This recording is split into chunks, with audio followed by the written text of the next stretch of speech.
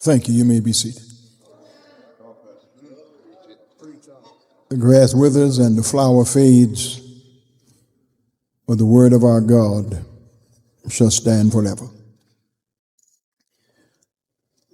A hunger for reality.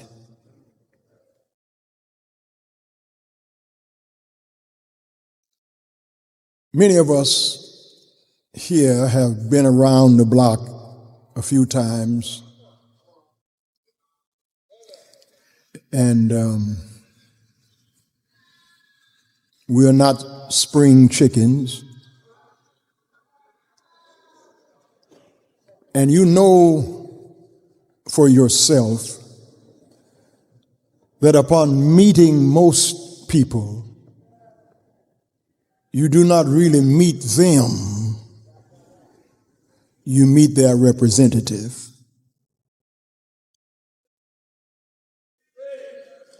They look like one thing on Facebook,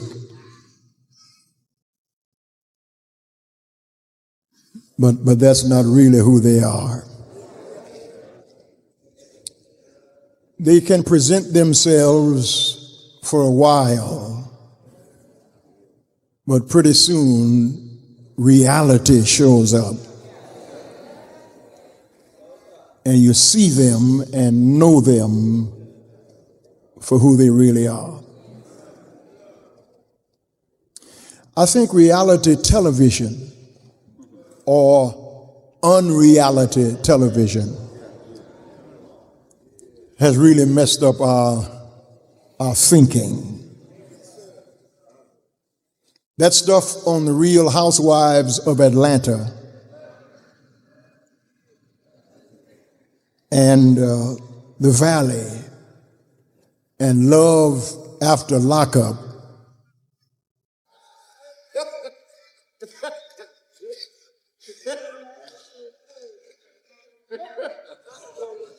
and Too Hot to Handle and Love and Hip Hop. If you don't know, now you know that that's foolishness. It's Hollywood. It's not true. Mahatma Gandhi gave us 7 deadly social sins as a checklist of the ethical failures that if one does not pay attention, not only do you do damage to yourself, but you do damage to those around you.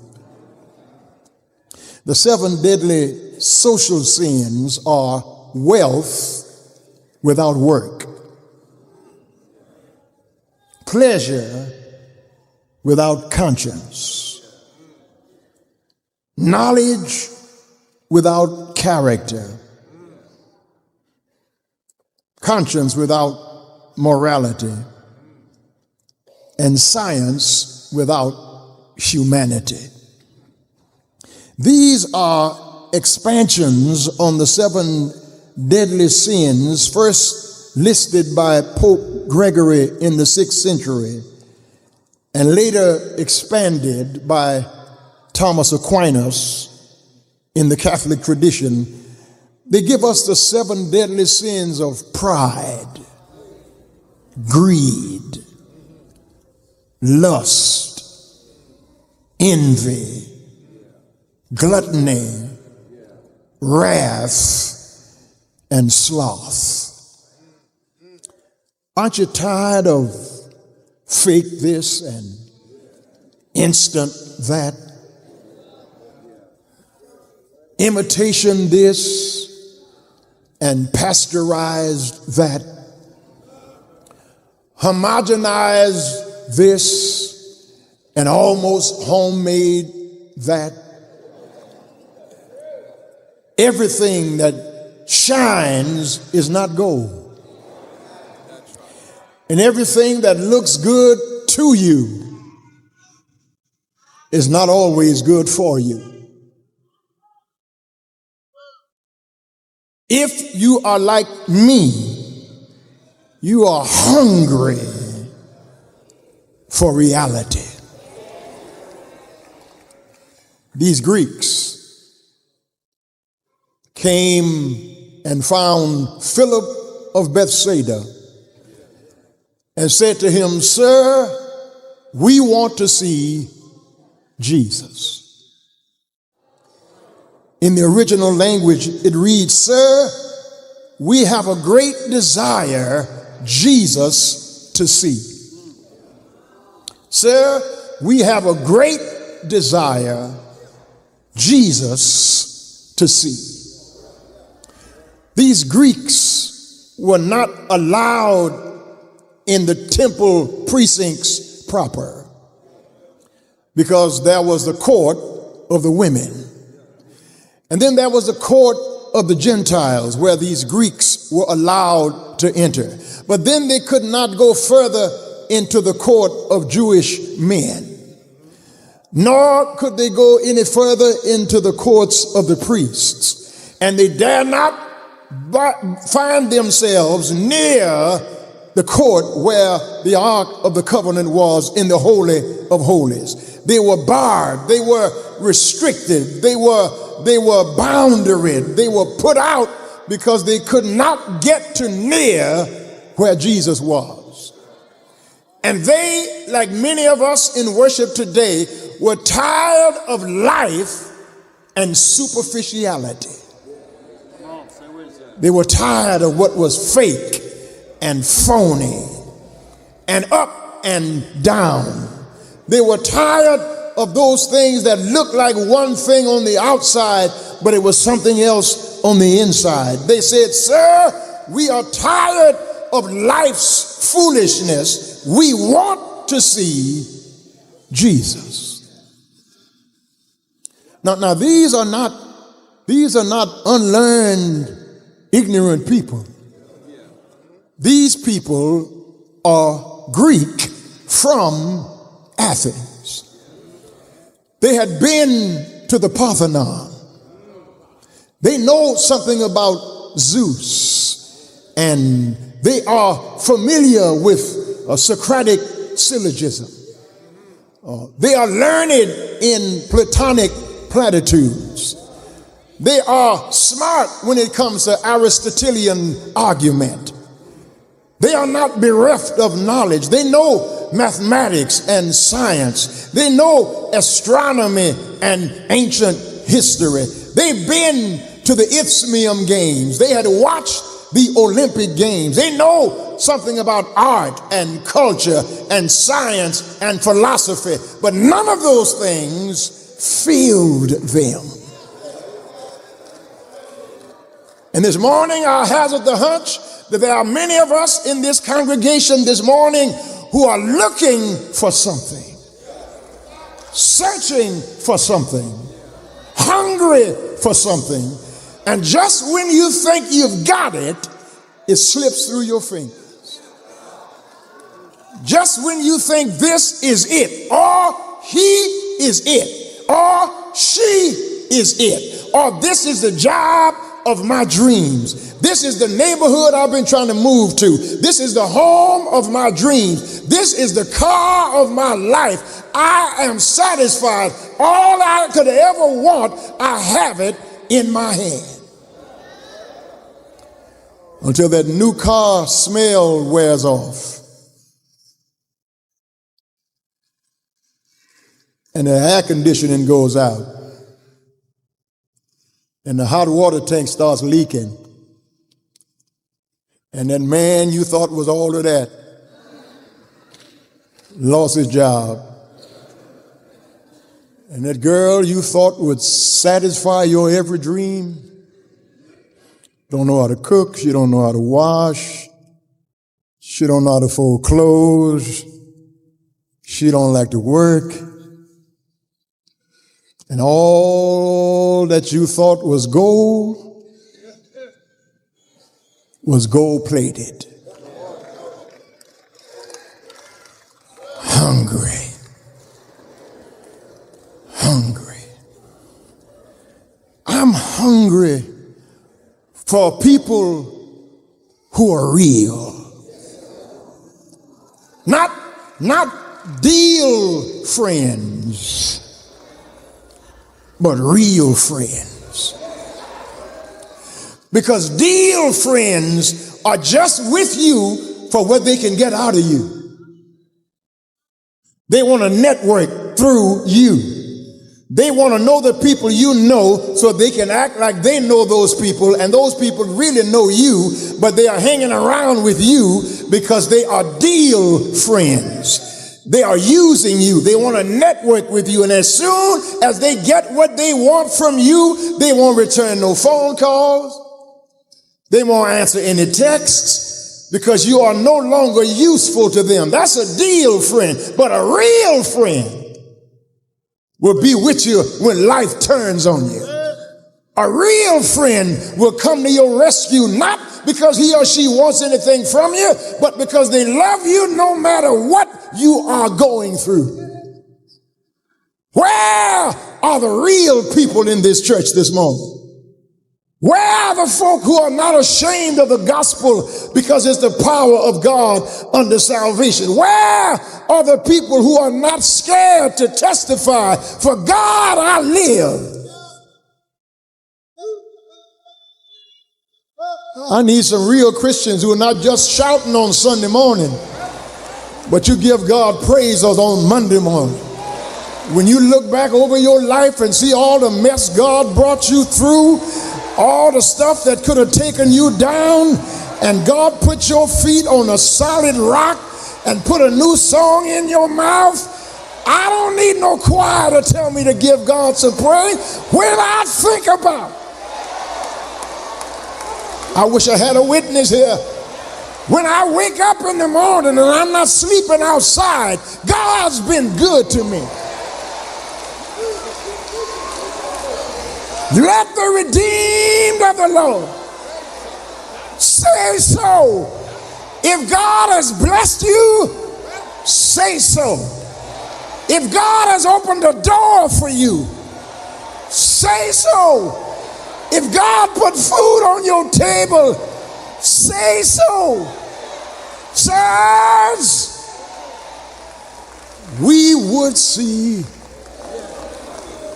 Jesus.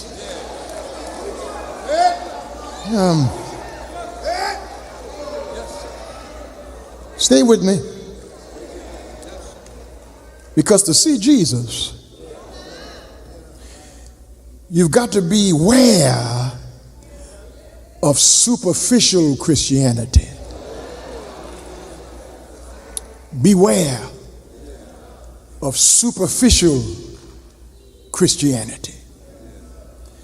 Superficial Christianity is coming to church for pageantry,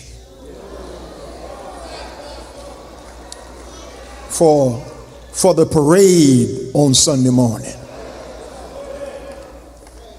You got something new to wear. You got a raise on your job, and you want to show us that you all of that and a bag of purple hull peas. And so there's a seat that you miss, but you walk way down here because you want to parade in front of us. That's pageantry. That's fake. That's phony. And then there are folk who come to church for the pleasure of that's where they came last Sunday. It doesn't mean anything to them really, because if they were not at Lily Grove, they'd be home church surfing. Church surfing. They would be in Washington watching Howard John Wesley, or they turn him off and watch Marcus Cosby. Turn him off and watch Ralph West. Turn him off and watch Joel Osteen. Turn him off and watch Terry Anderson. Turn him off and put Gunsmoke on. The Big Valley. housewives of Atlanta. But when you are serious about it, when you are real about it, it don't have to be your Sunday to usher. It don't have to be your Sunday to sing in the choir. It don't even have to be your preacher in the pulpit preaching. Because if you come here just to hear Terry Anderson, you're coming for the pageantry and the pleasure of listening to me preach. But if Christ is being preached, if the gospel is being preached, it does not matter what vending machine is coming out of, just so it's the real thing.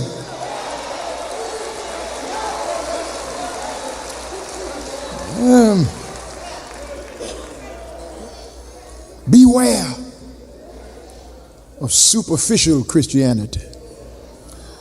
Because when you're superficial with it, you can't come to church when it's raining.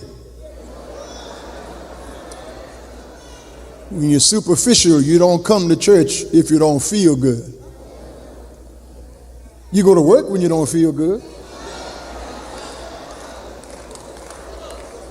Talk back to me if you can. You don't come to church because it's your birthday and you're celebrating the whole month. Like God hadn't been good to you 11 months before that.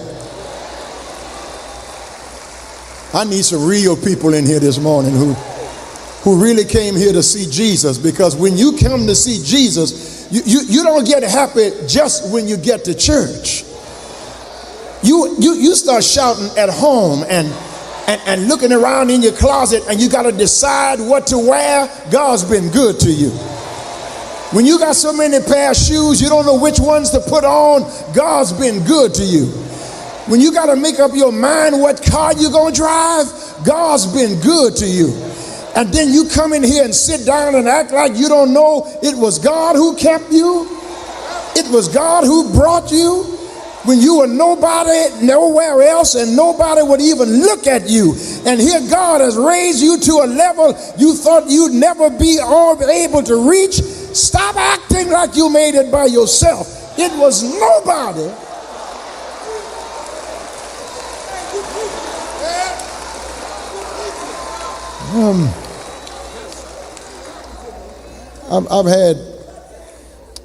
I've had several occasions. I've had several occasions to minister at jails and prisons and in drug rehab facilities. And those are some of the most real people I have ever met. They're not trying to impress anybody. They don't care who likes them or who does not like them. They have hit rock bottom, and they know that the only hope they have is in Jesus Christ. And so all you got to do in those places is read the scripture, and they get happy and start shouting, because they think about when God delivered them from that addiction, when God picked them up out of the slop and the mess and the trash and the filth that they found themselves in. They are not trying to put on any airs. They are not trying to be anything other than who they are. They know that if it had not been for the Lord who was on their side, they would not even be where they are in the penitentiary.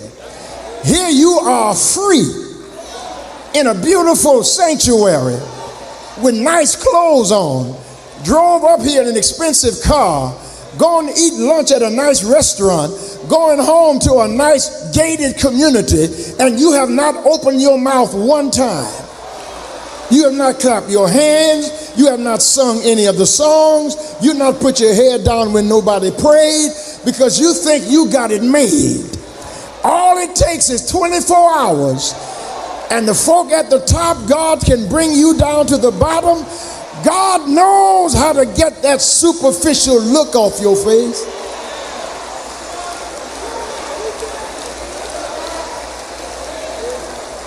I need a witness who can help me testify like David. I will lift up my eyes unto the hills.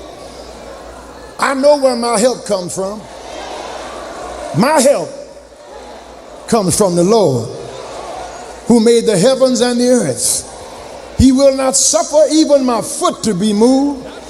Behold, he that keepeth thee will not slumber. Behold, he that keeps Israel shall neither slumber nor sleep. The Lord is my keeper.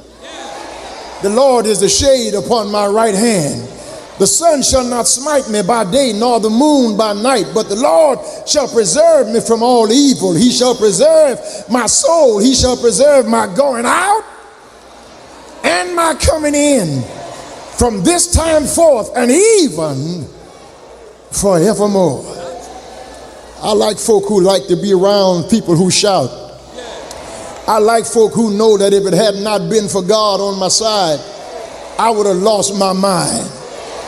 I love to worship with people who know that God's been good to them. And they say like David, make a joyful noise unto the Lord, all ye lands. Serve the Lord with gladness. Come before his presence with singing. Know ye that the Lord, he is God, and it is he that hath made us, and not we ourselves. Come on, you can help me say it. We are his people and the sheep of his pasture. Enter into his gates with thanksgiving. Enter into his courts with praise, and be thankful unto him and bless his name. For the Lord is good, and his mercy is everlasting, and his truth endures to all generations. Beware superficial Christianity. But as I hurry, beware of self-centered Christianity. Watch this. Watch this. These Greeks found Philip of Bethsaida because Philip was a Greek by birth. Philip was of Macedonia. Philip was a Greek himself. So he could identify with them, but he was a Greek God-fearer. He was a God-fearing Jewish Greek. And so they found one like them. And they said to Philip, sir, we would see Jesus. But Philip is not self-centered. Philip finds Andrew.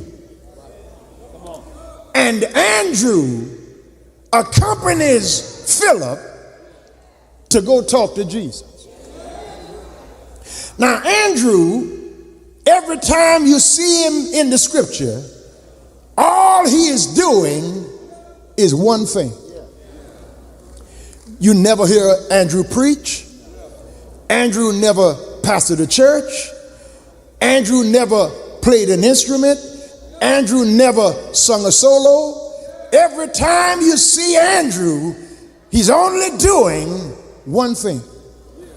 And the one thing Andrew is always doing is bringing somebody to Jesus.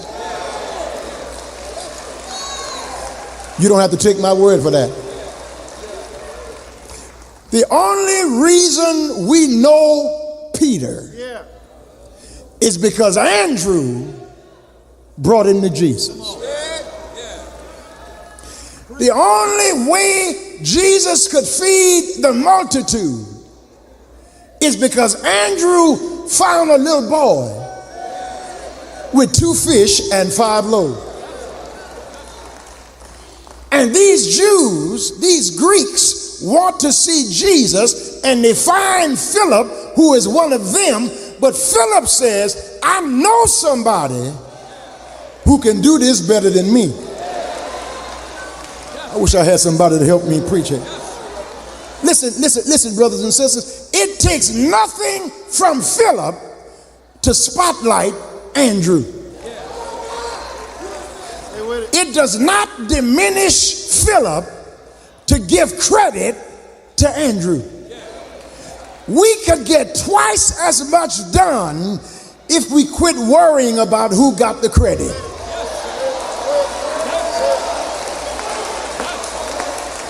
That's why we can't get a lot done in these black organizations, because we're too busy tearing each other down because I'm not the president. And I've decided, since I can't run it, I'm going to tear it up. Wish I had one or two more witnesses here. Churches are being destroyed because we got too many chiefs and not enough Indians.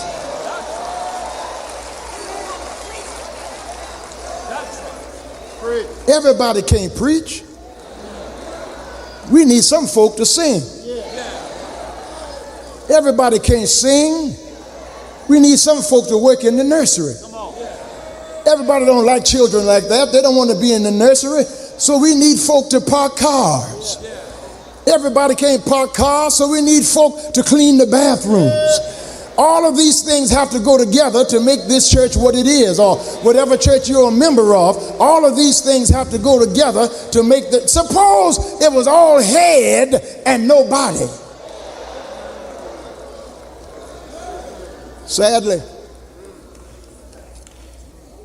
Sadly, organizations fall apart because we don't groom anybody to take the lead. We want it all for ourselves. You want to see a fight? You want to see a mess? You want to see guns pulled? You want to see a knife fight? Have an election in your organization. And they will have an election before the election. They will have a meeting before the meeting. And by the time you get there, they're ready to wring somebody's neck over an unpaid position. Because they just got to run it. They just got to be in charge. They got to be over it. But Philip had no problem highlighting Andrew. Philip had no problem spotlighting Andrew.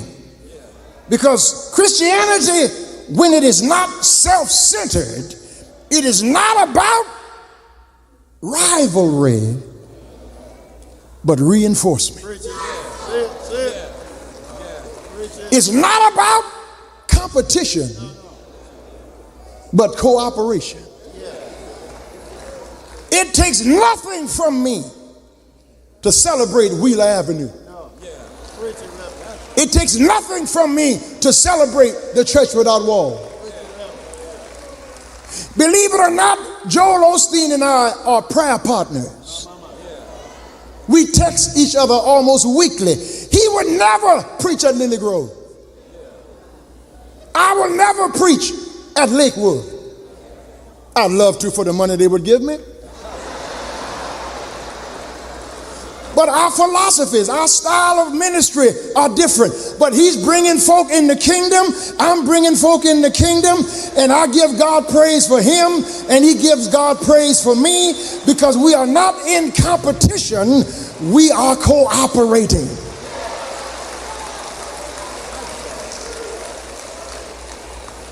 But when you got to run it, or you going to ruin it, that's self-centered.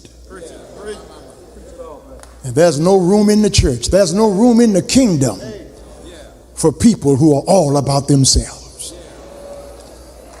Because life is not all about you. Can I help you with something?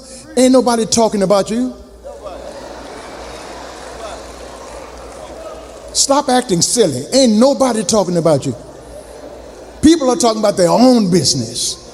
They're talking about their own drama. They're talking about their own crazy children. They're trying to pay for their own gas. They're trying to pay for their own bills. People, you are not the center of other people's conversation. Stop thinking that everybody's looking at you. I'm looking at me, girl.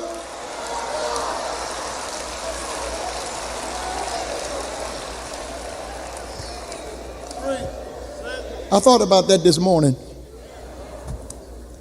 You all have met my son. For those of you who are not members of Lily Grove, I have a son that I just found, and I fell in love with. And, you know, when some things happen, you just don't know. And it happens that I just have this little dog named Grover Maximilian Anderson Esquire. He's about this big. And this morning I was getting dressed, and I have a full-length mirror in my bedroom. And Grover started looking at his reflection in that mirror. And he was barking and running and spinning around.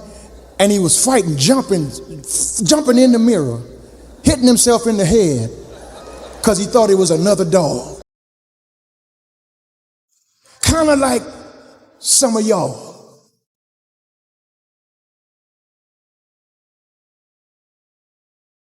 Ain't nobody looking at you, you're looking at yourself.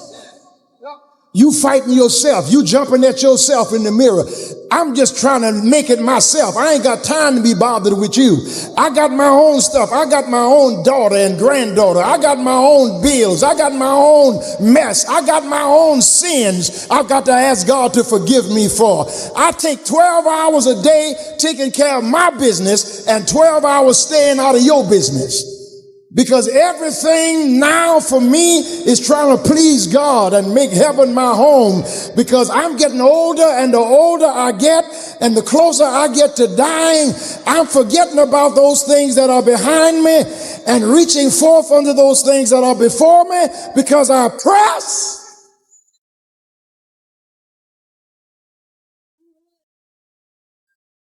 I'm through.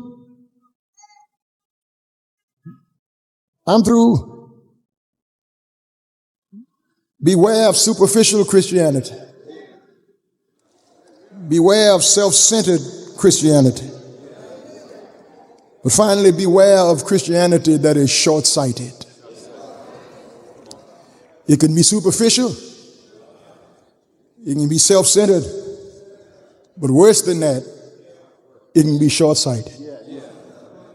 Because you got to read the rest of that passage to hear me right now. They brought them to Jesus. And Jesus did not promise them health and wealth. Jesus did not promise them a prominent place in the kingdom. Jesus did not promise them that every day was going to be sunshine and roses. Jesus immediately started talking about his own death. He started talking about the crucifixion. He started talking about dying on a cross. That's not the kind of talk modern day Christians want to hear, because we want to hear something about a faith that doesn't cost us anything. We want a God who does not make any demands of us. We want a church where we can go and get services that we can't get anyplace else. Like we are at some smorgasbord where we can choose this and leave that. We treat church like it's Luby's or Papados. You can order this, but you don't have to take that. You can leave this off and get that. But Jesus said, if any man will come after me, if any man would be my disciple, you've got to deny yourself. See how quiet you got right there? And then you got to take up a cross and then follow me. You're going to help me close this, won't you? Cross-bearing is not fun. Cross-bearing is hard. Cross-bearing sometimes makes you cry. I wish I had 2 or 3 more witnesses here. Sometimes the cross is heavy on many of us, because you bear the burden of trying to raise children by yourself, or you bear the burden of some of the mistakes you made in the past that you wish you could go back and undo. That's a heavy load to bear. There are some things I wish I could unsay. I've said some foolish things in my life. I wish I could unsay some of the nonsense that have come out of my mouth. There are some decisions I wish I could undo. There are some roads I wish I had never traveled because I made some mistakes in my life that are now crosses that I'm bearing. But I thank God this morning I don't have to bear it by myself. That's why I come to church. That's why I listen to the gospel. That's why I read the Bible. That's why I pray, because I can't make it by myself. I need somebody who has made some mistakes in your life, and God has forgiven you of yesterday. I know the devil tries to drag it up every now and then. I know the devil tries to remind you that you ain't got no business sitting up here. All the dope you used to smoke, all the drugs you used to sell, all the stuff you did that was wrong, and you got the nerve to call yourself a Christian or a deacon or preacher or a church member, and you ought to look at the devil right now and say, yes, I am all of that. And every once in a while it rises up in me. That old man comes up in me every now and then. That old person that I used to be rises in me every now and then. I still cuss a little bit every now and then. I still have some wicked thoughts every once in a while. I still every now and then go back to some things I said I would never do again. But thank God for grace this morning. Thank God for mercy today. I'm not a superficial Christian. I'm not a short-sighted Christian. I'm not a self-centered Christian. I don't mind admitting I have some scars on my back. Is there anybody here? God has brought you through some stuff. God has helped you overcome some stuff. God has navigated you around some stuff. If the Lord been good to you and you know you're not supposed to be where you are, if the Lord made a way for you and you're better now than you were 20 years ago, I need a witness who can help me testify. When I think about the goodness of Jesus, when my mind goes back to what God brought me from, I don't care who's looking at me.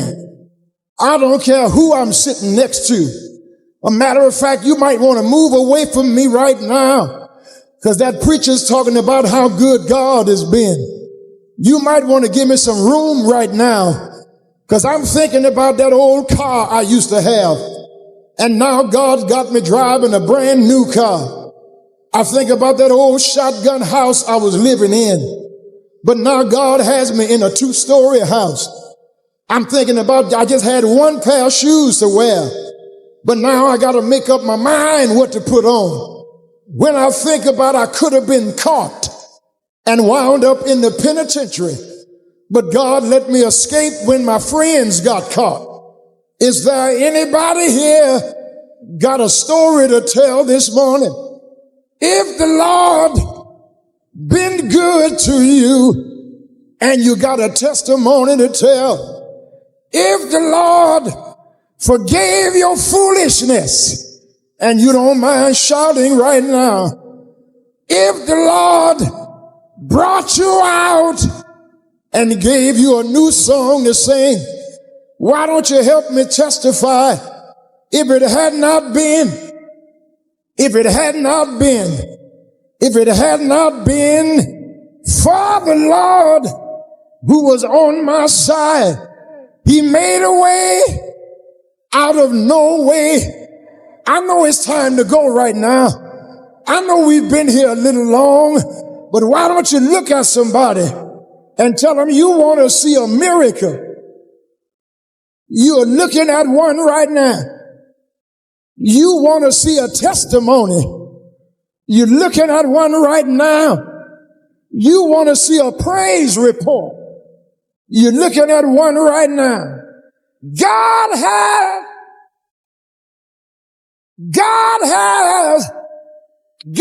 has been good to me. Has he been good to you?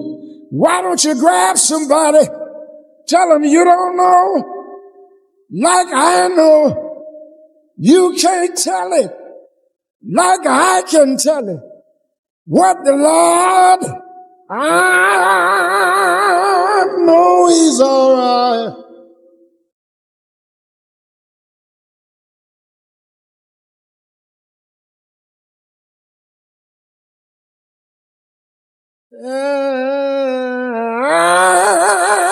I know He's all right. He walks with me. He talks with me. He tells me I am His own. I need a joyful witness. I need a joyful Christian. If God has given you joy, shout right now.